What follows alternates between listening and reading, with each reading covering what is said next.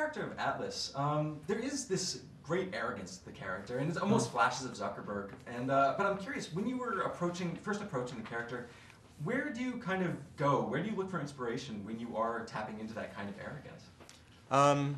Well, when I read the script, I was actually performing in a play in New York, and I was like experiencing the very opposite because I was like so nervous to do the play and had like stage fright all day long until the show at 8 o'clock.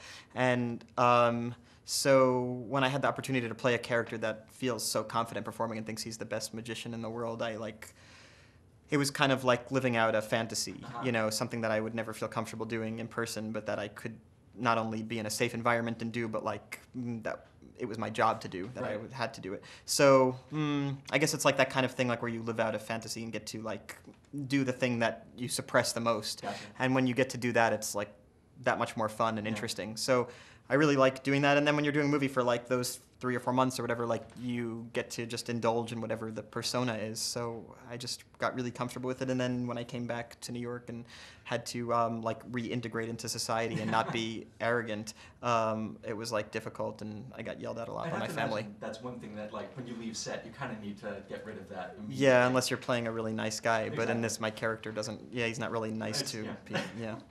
I mean, but as an actor, I mean, I have to imagine that those are the challenges that you're really looking for. Those kind of escapist from your own personality and the stuff that really challenges you.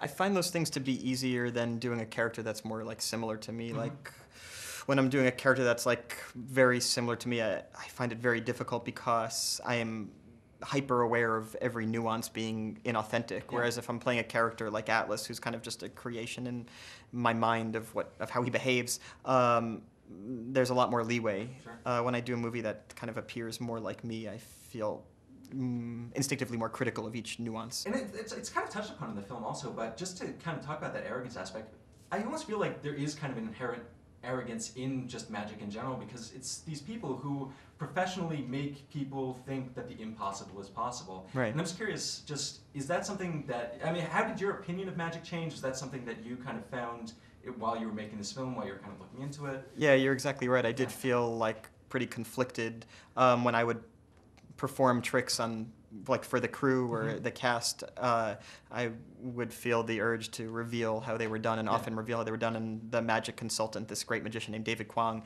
when he performed magic and I would watch him and I would try to learn from him, he would never reveal secrets, and I would always reveal them because I felt too strange not telling people how it was done.